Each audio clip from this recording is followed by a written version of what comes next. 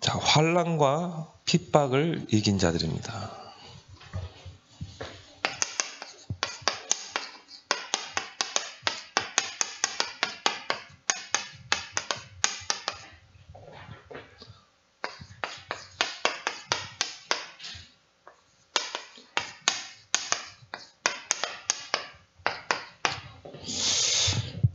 우리가 정말 복음을 가지고 우리가 이 복음을 전하는 전도자의 삶을 우리가 살게 되면 반드시 거기에 따라오는 게 바로 환난과 핍박입니다.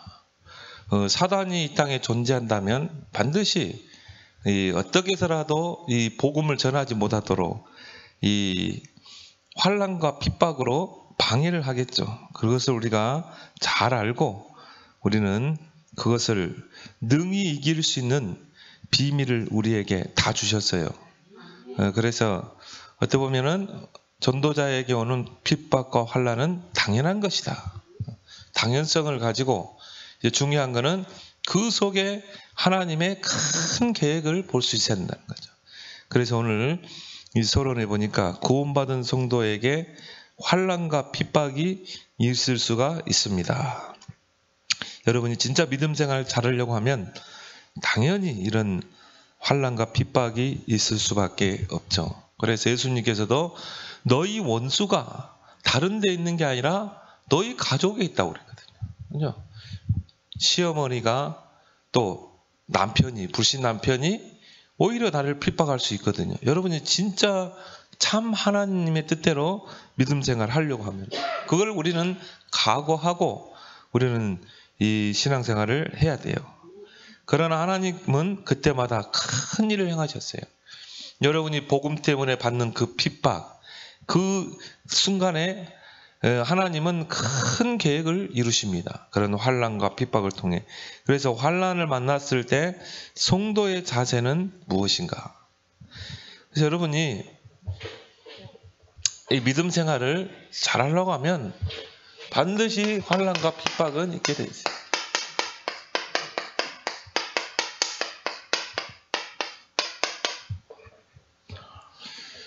근데 중요한 거는 이 환난과 핍박 속에 하나님의 절대 계획이 있다. 하나님은 이 환난과 핍박을 통해 하나님의 계획을 이루셔요. 그래서 우리가 렘넌트 7명을 놓고 보더라도 요셉을, 언약 붙잡은 요셉을 노예로, 감옥으로 그래 가게 하잖아요.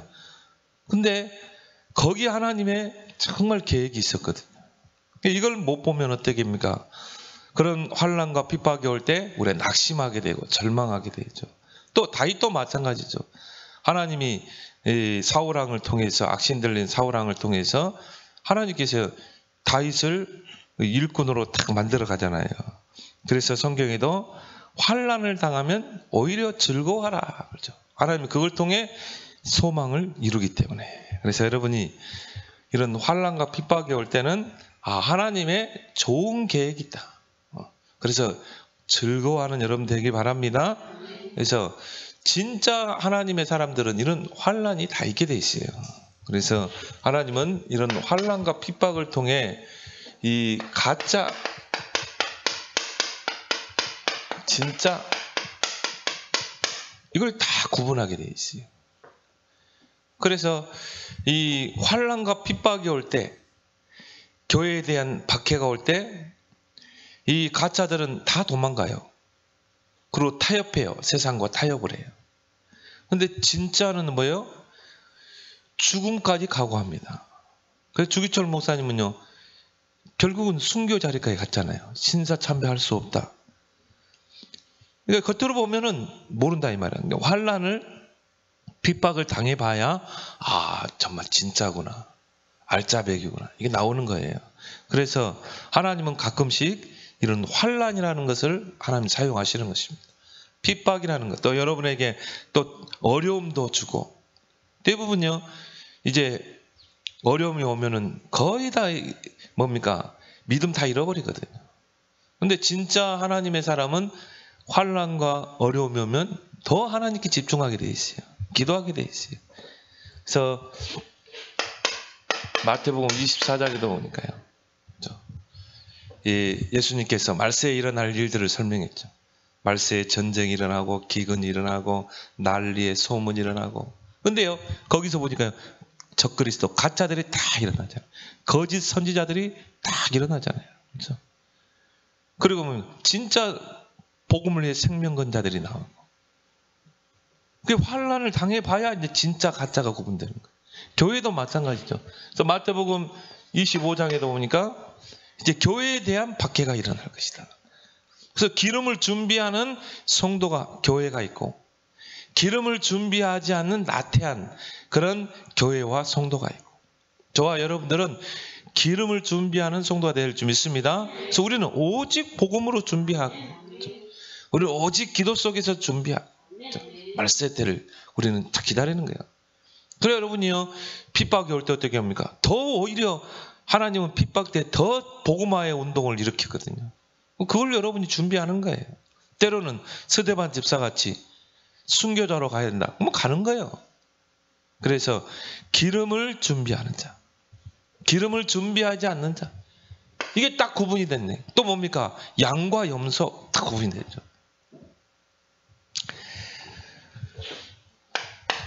그걸 환난과 핍박을 딱 만나게 되면요, 진짜 하나님의 백성들과 교회는 온리스되게 돼 있어요. 하나 되게 돼 있어요. 가짜 교회들은 어떻게 해요? 흩어집니다. 그리고 교회가 핍박이 오면요, 쪼개집니다. 근데 진짜 하나님이 쓰시는 교회의 성도는 뭡니까? 핍박이 오고 환난이 오면 더 하나가 돼요. 그게 초대교회 아닙니까? 그래서 초대교회는 뭡니까? 오직 그리스도, 오직 하나님 나라, 오직 성령, 이 언약으로 딱 하나가 되잖아요. 더불어 마음을 같이하여 오로지 기도에 힘쓰는 거죠. 이 핍박의 시대요, 더 오히려 하나 돼가지고 어떻게 해요? 모여서 기도하기를 힘쓰잖아요. 딱 더 하나 되는 것입니다. 하나님 초대교회 오순절의 역사와 함께 초대교회를 쓰실 수밖에 없는 것이죠. 그리고 중요한 거는 하나님이 이 핍박의 시대에 더 큰 부흥을 이루었어요. 부흥의 역사를. 그래서 우리가 이 교회사를 놓고 보면요, 핍박의 환난의 때 큰 부흥의 역사를 이뤘다. 이스라엘 백성이 애굽에 노예로 살 때, 노예 시대 어느 정도입니까? 바로 왕이 모든 히브리인 중에 남자아이들은 다 죽이라고 그랬잖아요. 산파를 시켜서. 왜? 아이 핍박을 하고 하는데도 더 늘어나거든, 숫자가. 그렇죠? 오히려 핍박이 오지만 더 교회는 부흥을 이루어요. 하나님이 이때 큰 역사를 이루십니다. 소수의 복음 가진 교회를 통해서.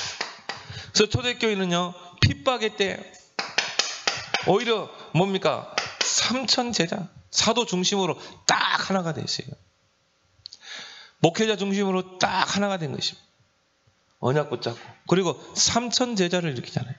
그리고 뭡니까? 성전에서 떡을 떼고 집에서 떡을 떼고.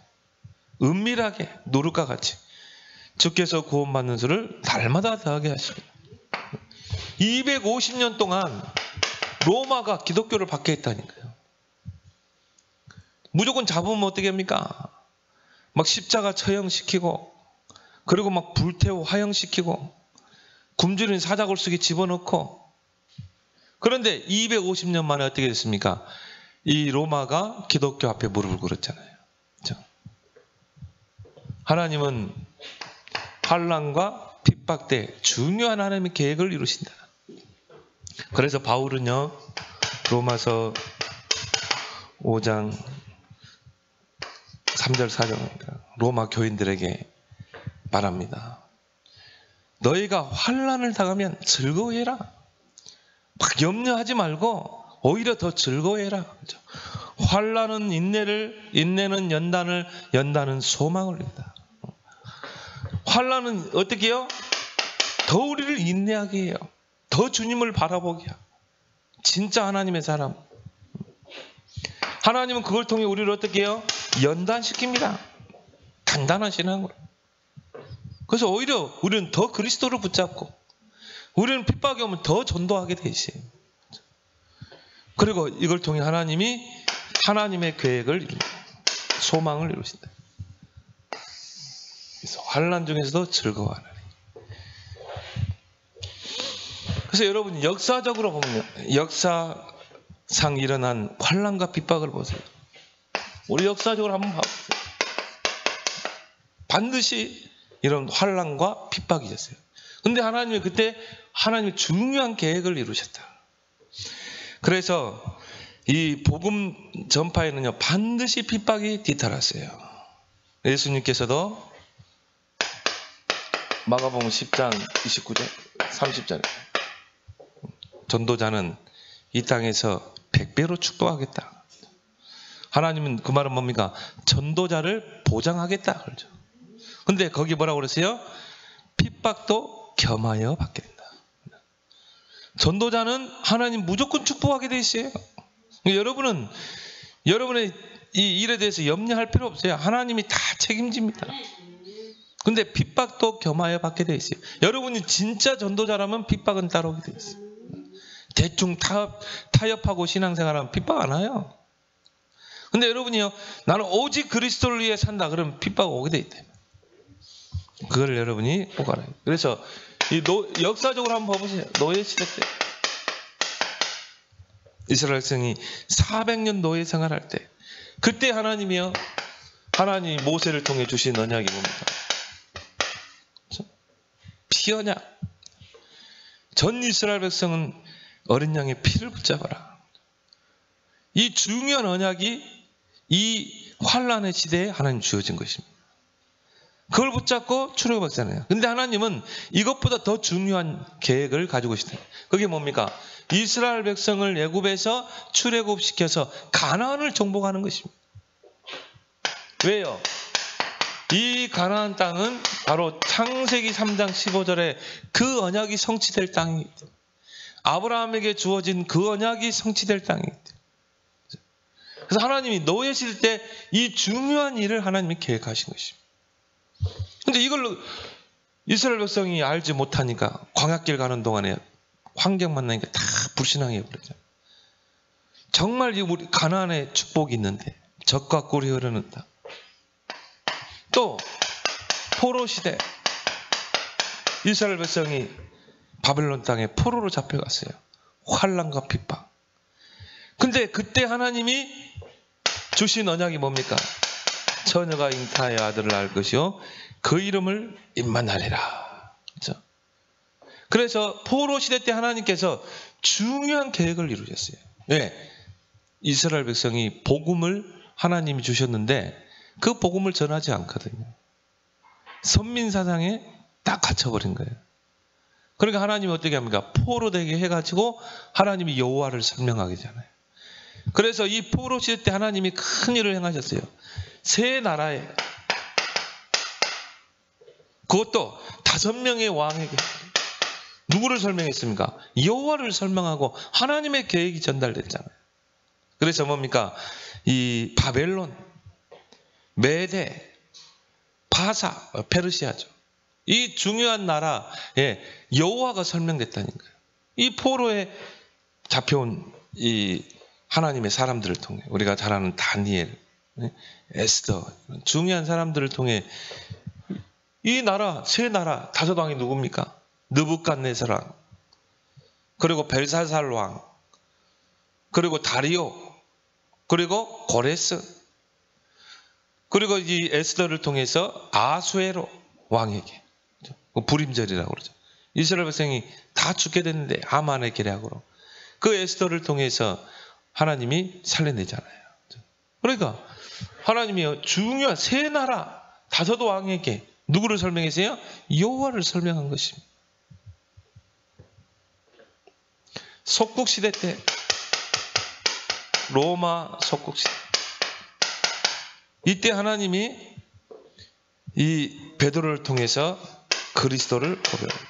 주는 그리스도시요 살아계신 하나님의 아들이십니다. 그리고 거기에서 탄생한 게 바로 초대교회잖아요. 초대교회. 그래서 이제 이 신약교회가 이제 시작되게 된 것입니다. 왜? 사도행전 1장 8절의 언약을 성취할 교회. 땅끝까지 증인이 되리라. 그러면 여러분, 이 마지막 시대, 우리가 지금 말세 지말이라고 그러잖아요.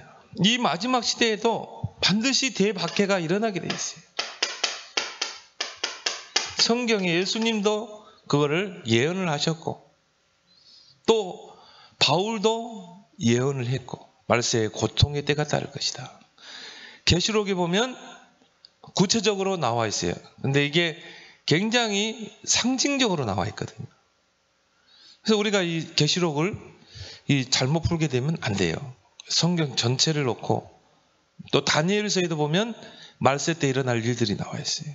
한때, 두때, 세때 뭐 이런. 그래서 전체 성경 전체를 가지고 우리는 계시록을 풀어나가면 마지막 시대에는 반드시 이런 대박해가 있을 것이라는 것을 가늠해 볼 수 있거든요. 그래서 우리가 뭡니까? 나무를 보면서, 이파리를 보면서 우리가 계절을 알 수 있잖아요. 아, 지금은 이게 싹이 트면 봄이구나. 여름 무더우면 여름이구나. 또 막 가시를 맺으면 아, 이제 가을이구나. 우리가 이렇게 자연 현상을 보면서 우리가 계절을 가늠해 볼 수 있는 것처럼 지금 일어나는 그런 현상들을 통해서 우리가 아, 지금 어떤 시대인가를 우리는 볼 수 있어요. 요한계시록 다 나와 있는 부분이거든요. 앞으로 아마겟돈 전쟁, 그런 전쟁들이, 무기토 전쟁이 반드시 있습니다. 성경에 일어난 부분이죠. 거기가 지금 이란 땅이거든요. 이란 땅. 이란에서 그 무기토 지역이에요. 무기토.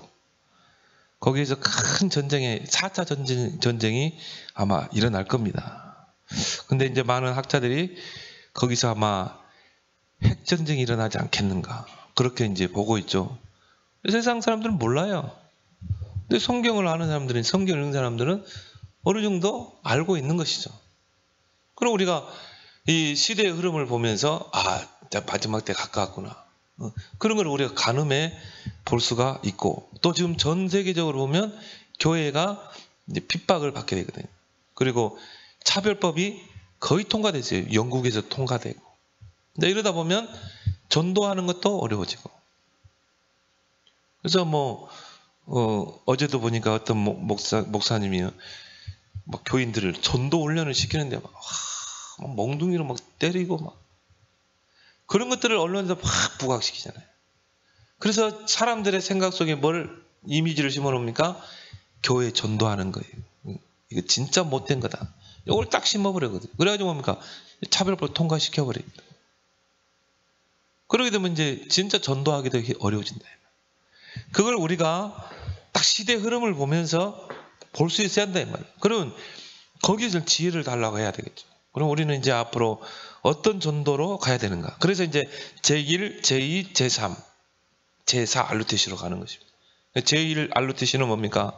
모으는 운동이잖아요. 그래서 광야 운동, 그리고 미스바 운동, 도단성 운동,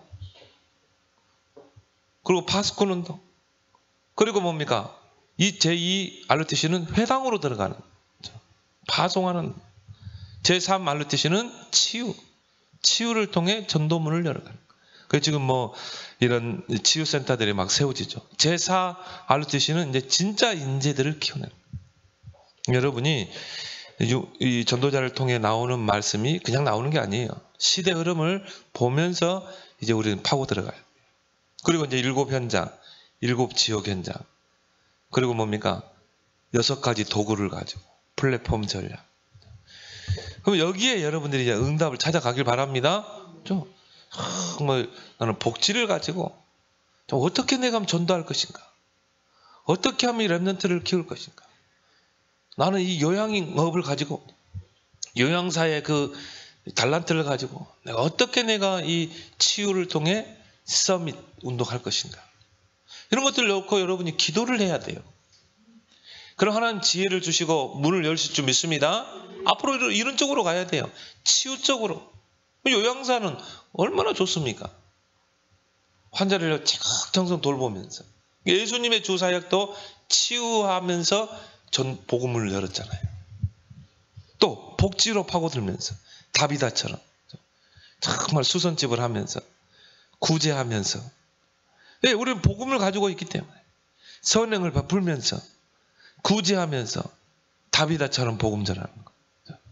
이런 쪽으로 이제 뱀같이 지혜롭고 비둘기같이 순결하게 우리는 이제 전도운동을 펴야 될 줄 믿습니다.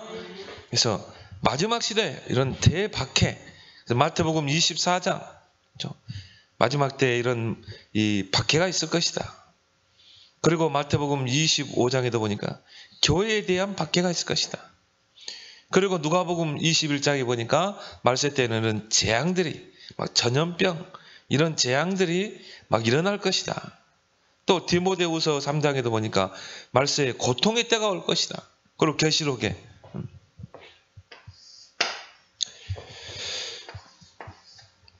그래서 이런 대박해가 있을 것이지만 요한복음 16장 33절 너희가 세상에서는 환난을 당하나 담대하라 내가 세상을 이겼노라.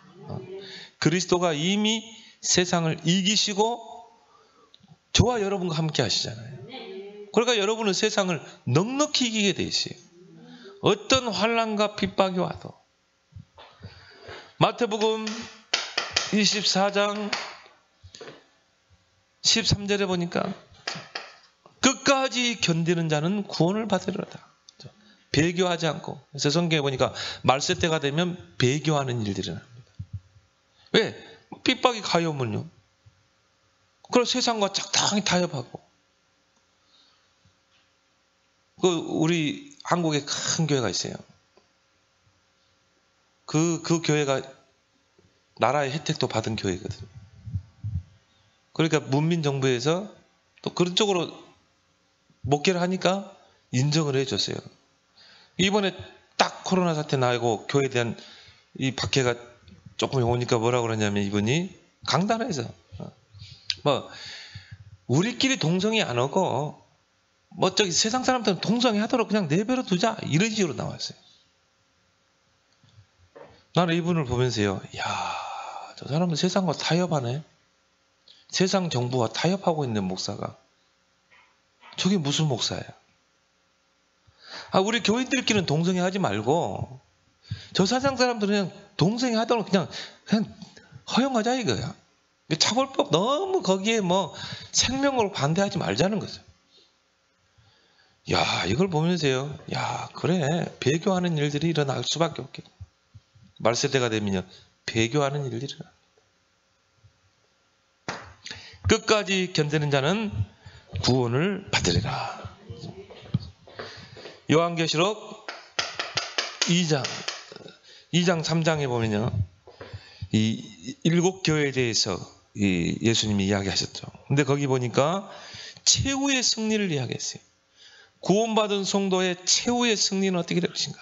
7교회 쭉 이야기하면서 마지막에 이기는 자는 그러면서 쭉 설명한 부분이 있습니다. 나중에 여러분이 시간 되면 한번 읽어보시기 바랍니다. 이기는 자는 최후의 승리죠. 우리가 이제 이 장막을 이기고 벗고 환난 속에서 우리가 장막을 벗고 천국에 갔을 때 이기는 자는 낙원에 있는 생명나무의 열매를 먹게 할 것이다. 또 이기는 자는 둘째 사망의 해를 받지 않게 할 것이다.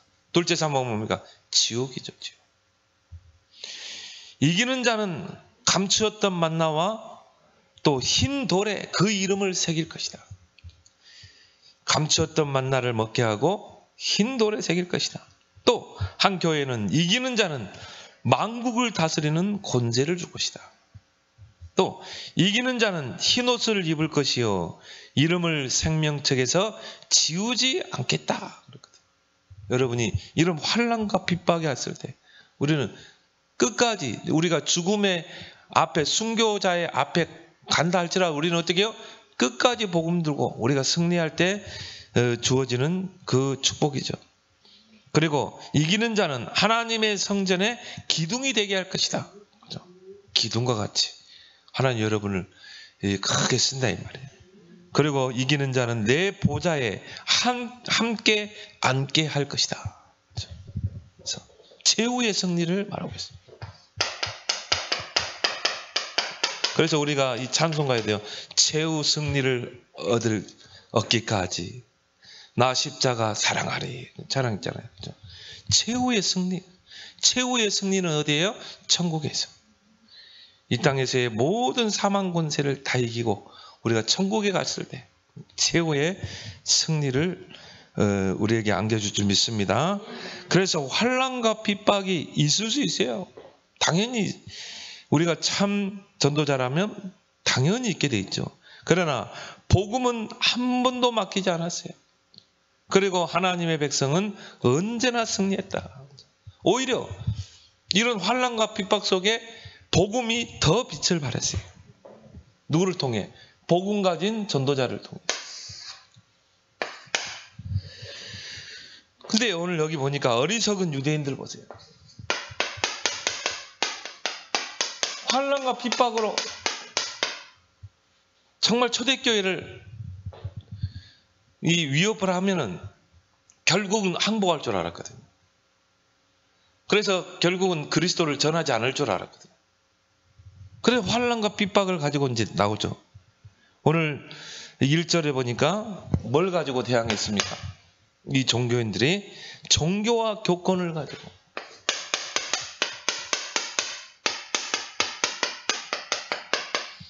종교와 교권으로 진리에 대항을 했다니까요. 그래서 오늘 1절에 뭐라 나왔습니까? 사도들이 백성에게 말할 때 제사장들과 성전 맡은 자와 사도계인들이 이르러 그렇죠. 예수 안에 죽은 자의 부활이 있다고 백성을 가르치고 전함을 싫어했다. 그렇죠. 여기 보니까 제사장들과 성전 맡은 자와 사도계인들, 제사장들은 누굽니까? 종교 지도자죠. 종교 지도자. 정말 백성들에게 이 제사 의식을 행하는 그런 백성들을 가르치는 그 종교 지도자들. 또 성전 맡은 자들은 레이지파를 말하잖아요. 어쩌면 지금으로 말하면 이런 주의 종들이죠. 근데 종교인들이죠. 오늘 여기 보니까 사두개인들이 교권주의자죠. 그래서 당시에 이 얼마나 교권이 강했냐면은 그 당시에 교권 세 가지가 있습니다. 이게 뭐냐면은 이 바리새파, 사두개파, 그리고 에세네파. 유대인 안에 세 파가 있었다니까요. 그래 뭡니까? 이 바리새파는 좀 보수적인.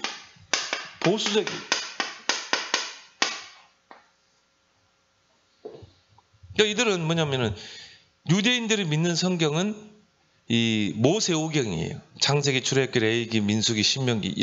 이것만 성경으로 정경으로 인정했거든요.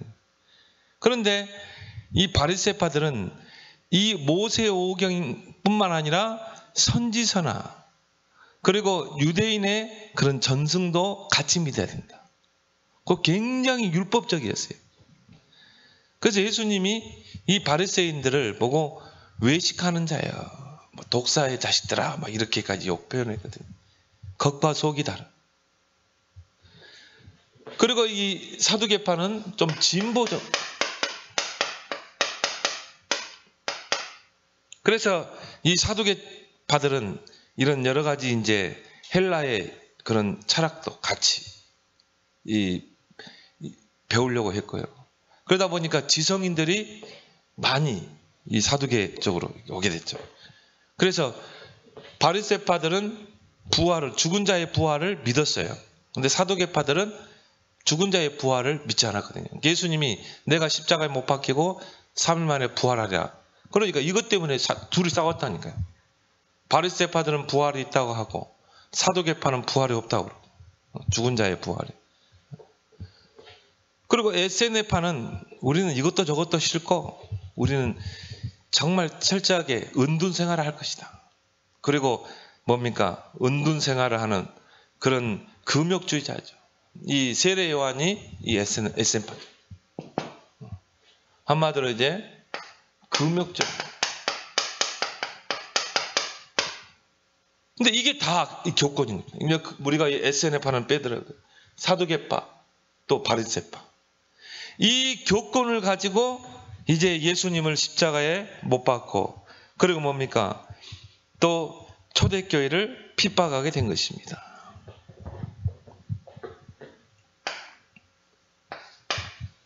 그래서 하나님이 종교와 교권을 써본 적이 한 번도 없어요. 왜? 이들에게는 복음이 전혀 관심이 없거든요. 오직 뭡니까? 뭔가 자리, 또 뭐 이익, 돈, 명예, 이런 데에만 혈안이 돼 있어요. 지금도 똑같아요. 하나님이 지금까지 종교인들과 교권을 써본 적이 한 번도 없어요. 오늘날도 마찬가지죠. 오늘날도 하나님은요, 교권을 써본 적이 없습니다. 중세시대도 마찬가지. 두 번째는 뭡니까? 시기 질투로 복음에 대항했다.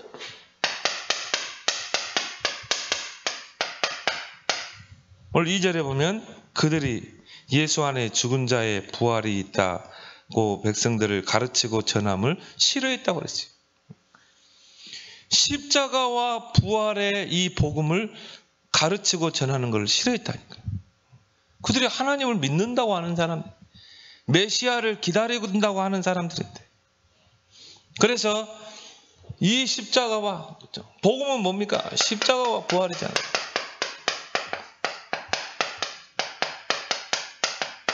전혀 관심이 없습니다. 오히려 이런 거 전하는 것을 싫어해요. 그래서 뭡니까? 진짜 복음 전하는 이 전도자를 누명을 씌우잖아요. 이단 누명으로.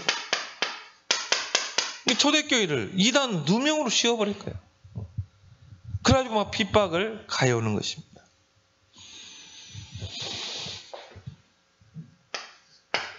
당분간 이건 오래 갈 겁니다.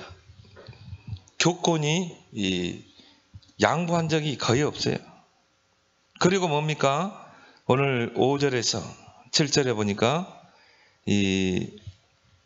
이튿날, 근데 오늘 3절에 그들을 잡음에 날이 이미 저물었으므로 이튿날까지 가두었으나 말씀을 들은 사람 중에 믿는 자가 많으니 남자의 수가 한 5천이나 다하더라.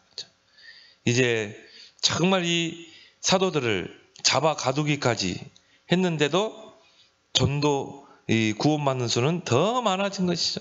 남자의 수가 한 5천이나 되더라. 그래서 이제 이튿날 관리들과 장로들과 설기관들이 예루살렘에 모였는데, 대제사장 안나스와 가야바와 요한과 알렉산더와 대제사장의 문중이 다 참여하고 사도들을 어디다 세웠어요? 공회에다 세우고 사도들을 가운데 세우고 묻되 너희가 무슨 권세와 누구의 이름으로 일을 행하느냐? 전통과 교리를 가지고, 복음이 아닌 전통과 교리를 가지고 누구에게 대항했어요?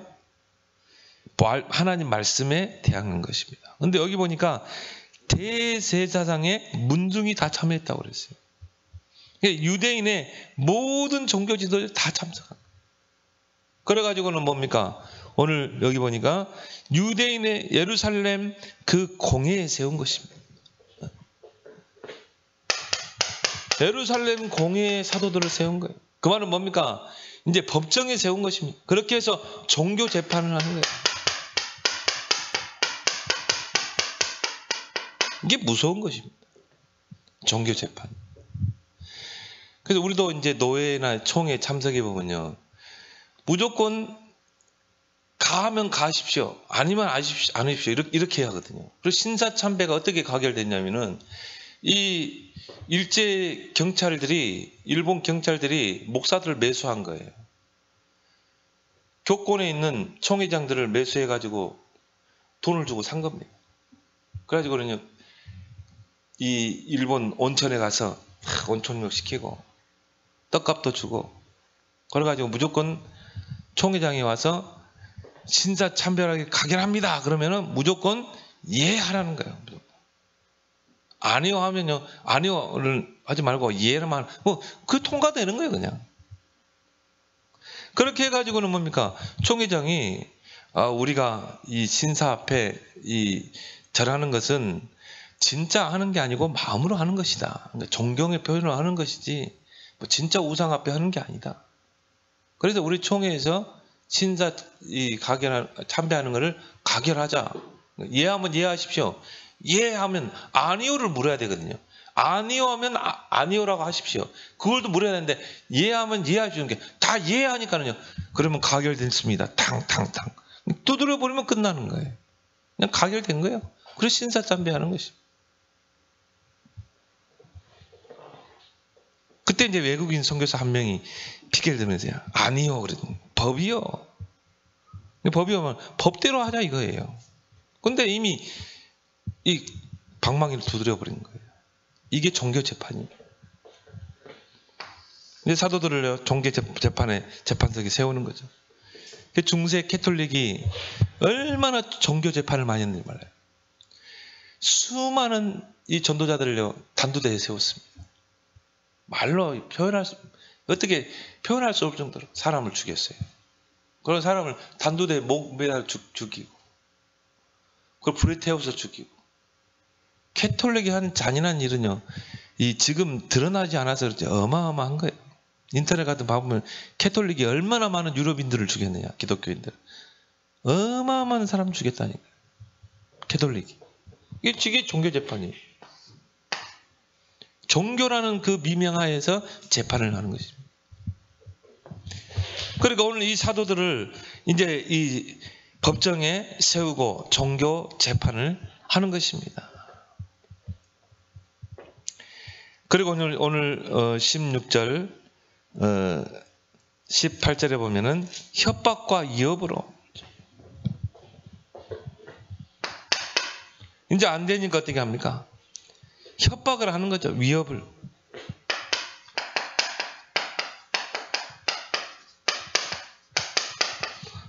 위협으로 이제 복음 전파에 대항을 하죠. 오늘 16절에 보면 이 사람들을 어떻게 할까? 그들로 말미암아 유명한 표적 나타난 것이 예루살렘에 사는 모든 사람에게 알려졌으니 우리도 부인할 수 없는지라. 이것이 민간에 더 퍼지지 못하게 그들을 위협하여 그 후에는 이 이름으로 아무에게도 말하지 말게 하자 하고 그들을 불러 경고하고 도무지 예수의 이름으로 말하지도 말고 가르치도 말라 하니. 처음에는 달려봤거든요.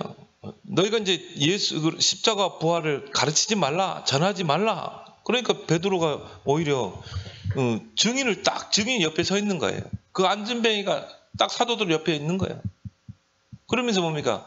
하나님 앞에서 너희 말을 듣는 것과 하나님 말을 듣는 것 어떤 게 더 맞는 거냐? 우리는 보고 들은 거를 말하지 않을 수 없다. 더 오히려 더 담대하게 이야기하거든요. 그러니까 이제 협박을 하는 것입니다. 위협을 하는 것이죠. 그래서 이제 여기 보니까 경고를 했다고 그랬죠. 경고를 해서 오늘 18절에 그들을 불러 경고하고 도무지 예수의 이름으로 말하지도 말고 가르치지도 말라고 하니. 이렇게 해서 뭔가 이 협박도 해보고 또 종교 재판도 해보고 하면은 이 복음이 증거되지 않을 줄 알았다. 어리석은 것이죠. 이 베드로 한번 보세요. 법정에 선 베드로.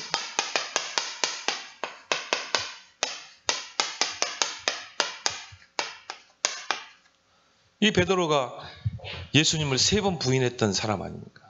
또 예수님이 이 십자가에 못 박히시고 무덤에 가셨을 때 뭡니까? 고기 잡으러 갔던 사람 아닙니까? 근데 이 베드로가 부활하신 예수님을 만나고 나서 완전히 이제 바뀌게 되죠. 그래서 성령 충만한 베드로. 어떻게 우리가 이 핍박과 환난을 이겨낼 수 있는가? 오직 성령 충만 속으로 들어가야 될 줄 믿습니다. 그래서 환난과 핍박을 이기는 비밀이에요. 우리 힘으로 못 이깁니다.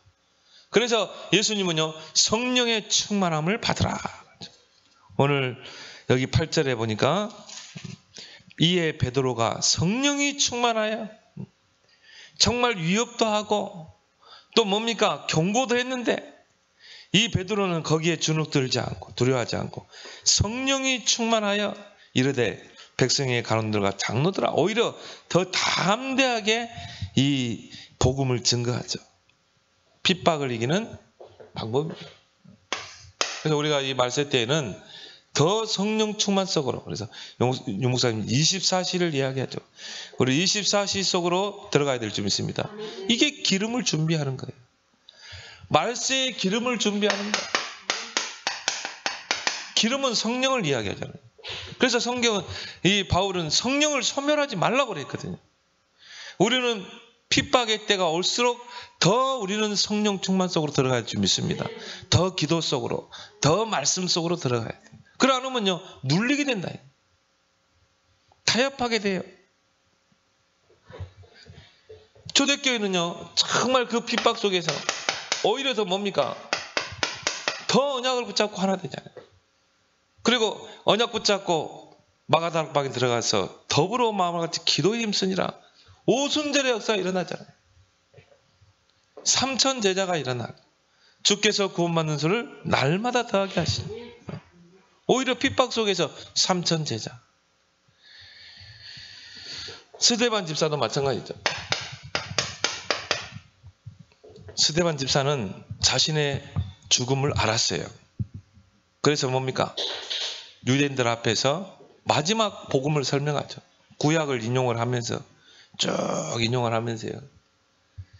그 구약에 예언된 그 그리스도가 바로 예수 그분인데 너희가 그 예수 그리스도를 십자가에 못 박았느니라.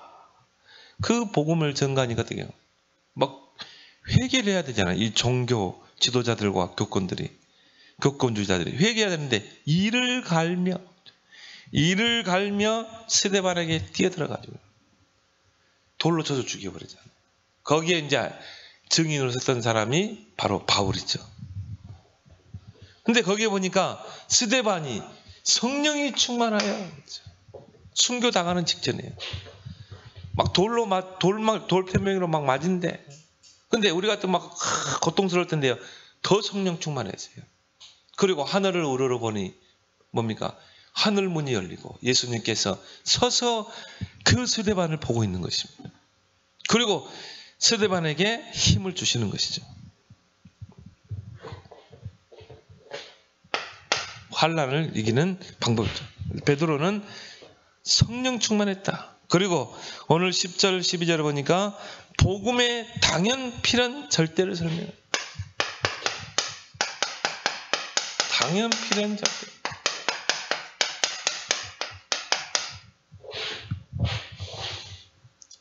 오늘 10절에 보니까 너희와 모든 이스라엘 백성들은 알라. 너희가 십자가에 못 박고 하나님이 죽은 자 가운데 살리신 나사렛 예수 이름으로, 그리스도의 이름으로 이 사람이 건강하게 되어 너희 앞에 섰느니라.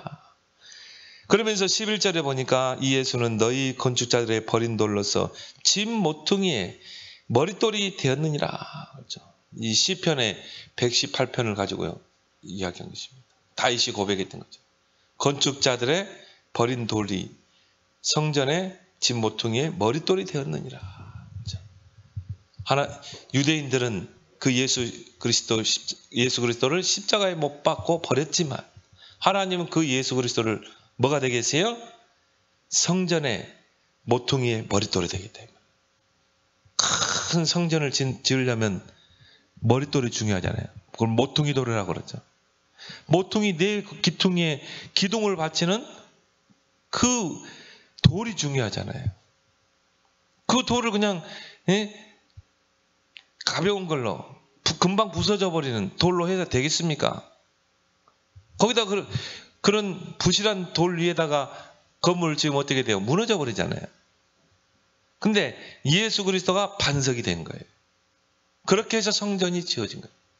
바로 건축자의 버린 돌이지만 하나님은 집 모퉁이에 머릿돌이 되게 하시죠. 그 예수 그리스도를 하나님이 구원자로 하나님이 쓰셨다는 것이죠.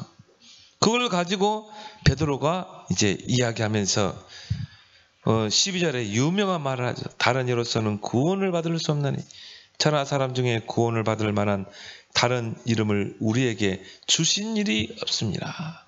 구약을 인용하면서 예수가 그리스도 오직 유일한 구원자라는 것을 그 당연성, 필연성, 절대성을 증거하잖아요. 이 재판 자리에서 종교 재판석에서 이게 성령의 충만함이 아니면 이걸 할 수가 없는 것이죠. 오히려 더 담대히 이 복음을 선명하게 증거한 것입니다. 그리고 증인으로 선 베드로와 요한, 그 종교 지도자들에게, 교권주의자들에게 증인으로 이제 베드로와 요한이 서게 된 것입니다. 그리고 다시 한번 또 이제 불러가지고요, 그들을 불러 18절에 경고하여 도무지 예수의 이름으로 말하지도 말고 가르치지도 말라고 하니, 그렇죠. 이제 경고를 하고 이제 협박을 하기까지 하는 것이죠. 도무지 예수의 이름으로 말하지도 말고 가르치지도 말라. 한 번만 하면 이제 진짜 이제 죽이겠다 이거죠. 가두겠다 이거죠. 그런 이제 협박에도 이 베드로는 흔들리지 않죠. 그래서 이 하나님께 영광 돌린 초대교회.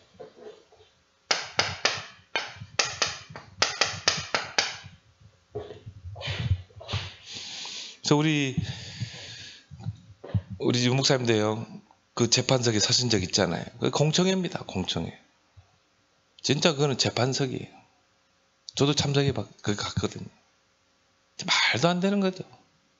그 목사가요, 나와가지고 앞에서 하는데, 뭐 얼토당토하는 이야기를 가지고 누명을 씌우는 거예요. 뭐 사위 일체를 주장했다는 등. 우리 그런 적 없거든요. 뭐 베레아 소속됐다는 등. 그래가지고는 완전히 그냥 이 공청회 자리에 그때 목사님들 참석했죠. 그래가지고 누명을 씌우는 거예요. 참 안타깝기도 하고요. 그 전도자가 아무 말도 안 하고 있더라고. 따질 수도 있는데. 주변에서 회장 목사님 저기서 그냥 아니다, 나는 그런 거 한 적이 없다, 이렇게 당당히 나가셨으면 좋겠는데 그냥 고개만 끄덕끄덕 하시고. 왜냐? 나는 한국교회 함께 가기 위해서. 한국교회 함께. 그래서 고칠 걸 다 고쳤잖아요. 예를 들어서 천사 동원권, 그것도 바꿨거든요. 천사를 우리가 기도하면 천사가 동원된다, 이렇게 바꿨거든요. 그렇게 완화하고. 왜? 우리는 끝까지 한국교회 같이 가겠다는 거예요. 우리는 끝까지 한국교회 같이 가겠다고 했는데 계속 우리를 이단하라는 거예요. 그래서 이 교권은 절대 회개하지 않습니다. 그렇게 해서 이제 베드로와 요한이 이 초대교회로 돌아오게 되죠. 근데 23절에 보니까 사도들이 노임에 그 동료들에 가서 제사장들과 장로들의 말을 달리니 그들이 듣고 한 마음으로 하나님께 소리를 높여 이르되, 오히려 하나님께 영광 돌렸어요. 대주제여 천지와 바다와 그 가운데 만물을 지은 주여. 그러면서 뭐라고 그랬습니까? 이 29절에 중요한 말들 했죠. 주여 이제도 그들의 위협함을 굽어 보시옵고 또 종들로 하여금 담대히 하나님의 말씀을 전하게 하여 주옵시고. 하나님 이 환난과 위협에서 우리를 건져 주십시오, 이게 아니에요. 지켜 주십시오, 이게 아니라니까요. 우리에게 이런 핍박이 오고 위협이 오고 우리에게 이런 환난이 오지만 우리는 담대히, 종들로 하여금 담대히 하나님의 말씀을 전하게 하여 주시고, 손을 내밀어 병을 낫게 하옵시고 표적과 기사가 거룩한 종 예수 이름으로 이루어지게 하옵소서 하더라. 빌기를 다음에 모인 곳이 진동하더니 무리가 다 성령이 충만하여 담대히 하나님의 말씀을 전하니라. 다 하나 돼가지고 오히려 더 핍박 속에서 더 담대히 복음을 전하게 되라. 이런 교회를 누가 맡겠어요? 하나님이 함께 하시는. 그렇게 해서 뭡니까? 하나님께 영광을 돌리고 복음 공동체를 오히려 똘똘 뭉쳐버리죠. 복음 공동체. 하나님이 교회를 쓸 수밖에 없는 것입니다. 그래서 오늘 32절에 보니까 뭡니까? 믿는 무리가 한 마음 한 뜻이 돼요. 그렇죠? 오히려 더 한 마음이 되고 한 뜻이 돼요. 모든 물건을 서로 통용하고 자기 재물을 조금이라도 자기 것이라 하는 이가 하나도 없더라. 그래가지고 뭡니까? 사도들 앞에 집을 오늘 37절에요. 팔아가지고 34절이죠. 그 중에 가난한 사람들이 없으니 이는 밭과 집 있는 자는 팔아 그 판 것의 값을 얼마다가 사도들의 발 앞에 두매 그들이 각 사람 필요를 따라 나누어 줍니다. 왜? 유대 사회에서 다 단절되어 버렸거든요. 초대교회 마가 다락방에 가면은 이제 뭡니까? 유대 사회에서 단절되는 것입니다. 그러면 일단 직장도 다 잃어버리고 사업도 쳐도 다 잃어버리고 다 굶어 죽게 생겼거든요.